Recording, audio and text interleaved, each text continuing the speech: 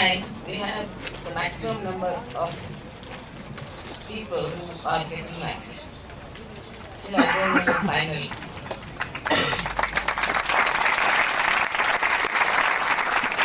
Final number. Even at the last moment, some people come to me that I should try their dhoti. It's different thing is doesn't matter. Whatever it is, there's one thing I would first again ask those who don't want to get married with the people whom we have selected and you accepted should immediately tell me today. Now there's still time. If you have any doubts, anyone.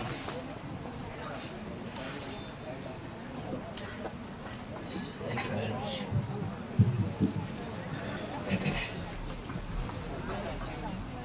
The purpose of these marriages is this, that we should have international understanding about human beings, that after coming to Sahaja, you transcend all the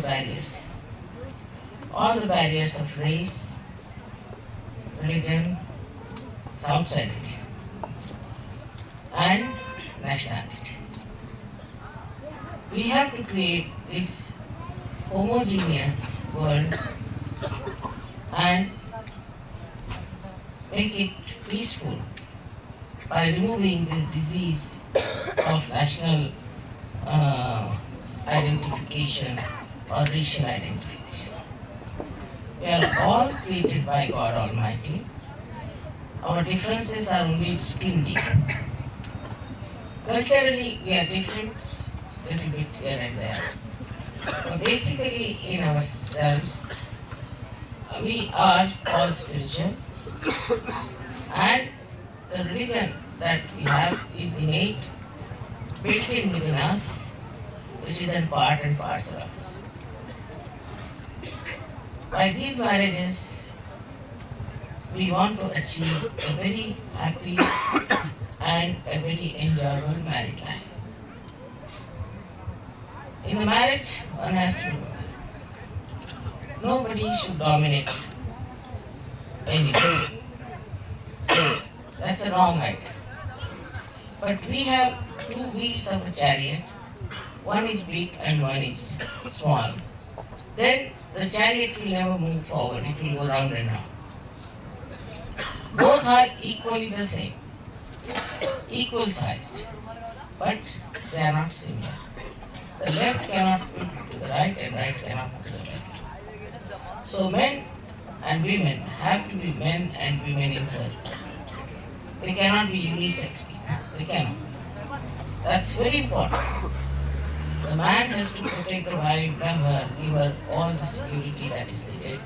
And woman has to nourish the husband and give him all the love and affection.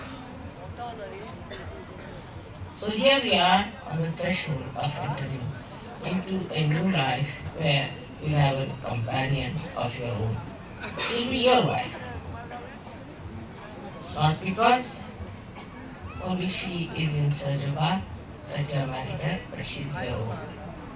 So try to prove it to her that you love her very much and that she is your wife and you have all that is yours is for her. This is very important in the very beginning of it. Now there's another thing I found out in my experience sometimes, that they get married, I don't know what happens, they're swayed into it and they get married. And after they go back to their own country, they start saying, Mother, we cannot manage, we have to work it out. Marriages are never worked out. Spontaneously it happens. But in India, you see, we are all the time prepared for a good married life. The wife is told, the husband is told all the time. So normally when they get married, they think that this is what it is for us. They don't have love affairs beforehand, they don't have friends. But even if you have your past, it's finished. You don't discuss, don't tell, don't talk about it to your past. That's absolutely wrong, because the past doesn't exist. What exists is the present.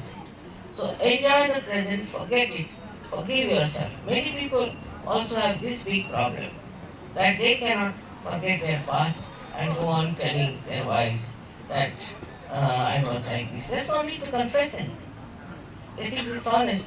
It's no question of honesty and dishonesty at that time is but to enjoy full uh,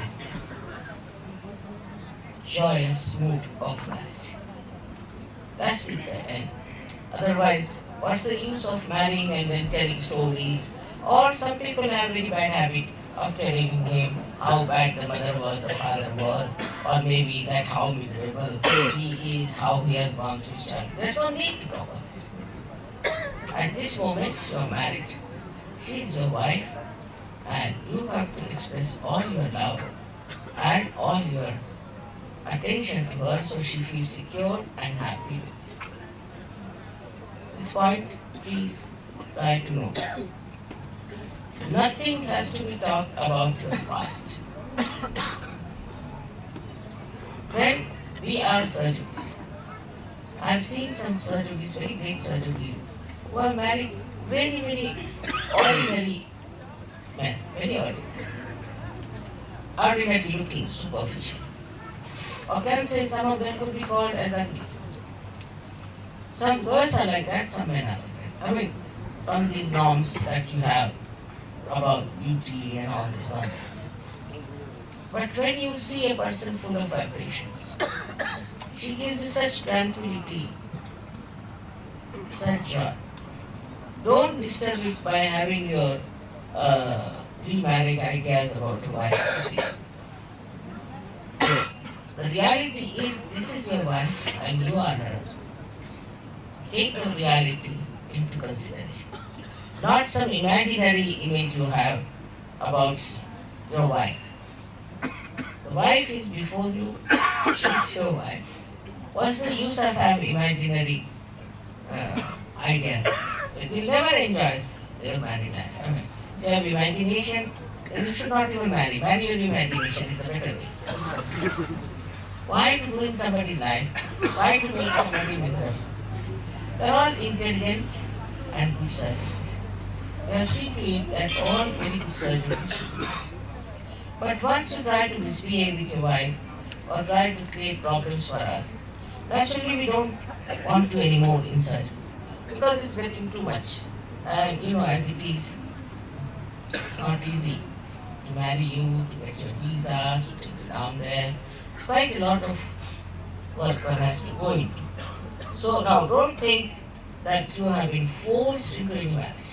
You have been asked into a marriage. Please, if you give up this kind of imaginary ideas about this marriage, again and again I am telling you today, now at this time also, this present moment, all those who feel that way should immediately tell me I will be extremely happy. Another third thing I've seen about the Western people is that they are literally frightened of marriage. Literally. First is they may live with a woman for 10 days or 20 days or 10 years.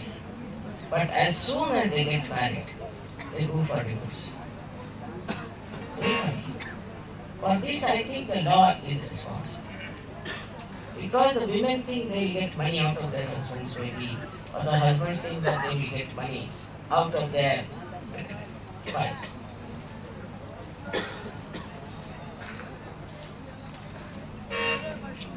Inside,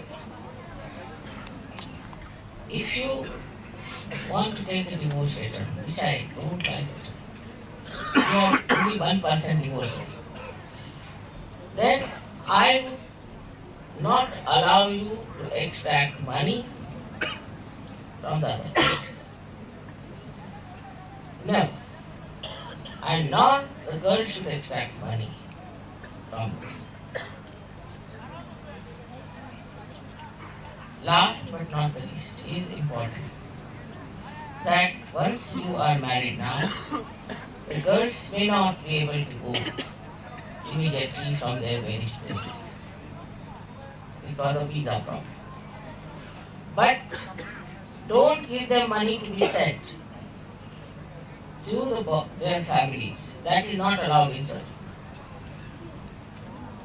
The girls should not send their money to their parents. That's not allowed. And trouble the husband for that. Sometimes if you want to send, it's alright. But there should not be regular remittance all the time. And this is sometimes comes to my notice, which I do not want to encourage. As far as that part is concerned, you should not give any money for sending it to the relations of your wife.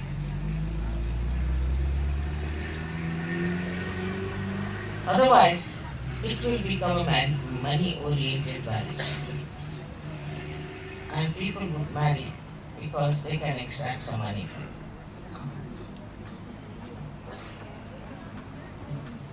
All these things should be kept in view. But we are now marrying. We are stupid if we want to have a divorce. Stupid. And I don't like divorce at all, though I allow, because sometimes I find horrible things happen. But rarely I would allow anybody to have a divorce. Rarely. So this idea should be given. And one should not be done. But from the very beginning, if you try to be kind and nice, I'm sure things will work. We have to prove to the world that marriage is a divine institution. And by this divine institution, if you have been put together, it's also a divine plan. And through this divine plan, many things are going to work. So those who are married today are helping Sahaja marriage. I've already told you there are many saints who want to be married. And nowadays you see this world full of horrible people. We need so many saints to be born. And so the saints will be born in case you have good married life, happy married life, and enjoyable life. I think all this lecturing is of no use unless and until you start enjoying your married life. There are such sweet things I need not tell you. I was surprised that there is no book in English language which describes the romance after marriage. Very surprised. No book, nothing like. And in India you won't find many books to describe the romance before the marriage. Nowadays they have started doing some sort of stupid. But normally, no question. So now it is for enjoy your married life much more than you have enjoyed your childhood, your youth, or any other time of say college, school, say. So be prepared, make yourself ready. You can meet, open your heart. Don't try to find faults with your wife. I mean, some things she doesn't know, some things you don't know. Doesn't matter. All the time trying to find faults makes you faulty. Don't find faults. If you see somebody doing something wrong, suppose you will find that person is trying to do something. Alright? You just do it yourself. Or don't tell. Gradually, she will learn from it what is the right way it is.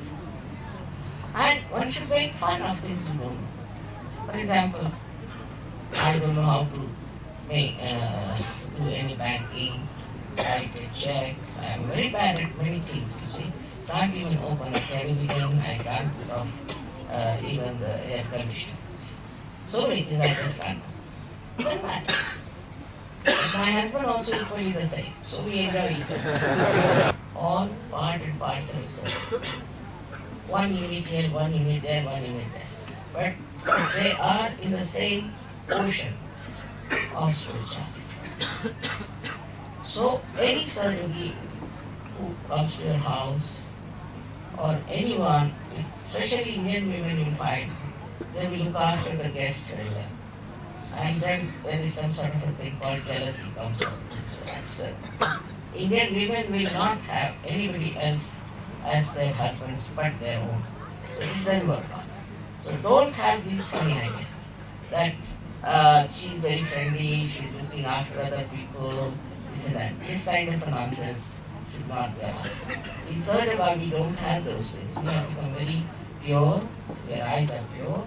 So don't have any doubts about your wife. Same with the wife's husband. This will make your life very much more happy with confidence. If you have any problem, you can always write to me directly. You not even go through your leaders, but you can directly write to me if you really have a problem. But I think we are all intelligent people. You should be able to sort out everything. The tradition of India is that the girl has to accept her husband. If she does not accept, you cannot force marriage. That's why the first ceremony we'll be having, where they will be garlanding you. By garlanding you, they suggest they have accepted. If a girl doesn't garland you, then she has not accepted, then nobody in this whole world can make them marry. This freedom we had from ancient times until the systems in India were very good. Now the people have become so funny that I can't understand how they are doing all these things. That's gone everywhere. But still, in India, the marriage lives are much better. And see. So, thank you very much, all of you. And please see that you have your own bride before you go into garlands. There are so many, and I hope this will be the future.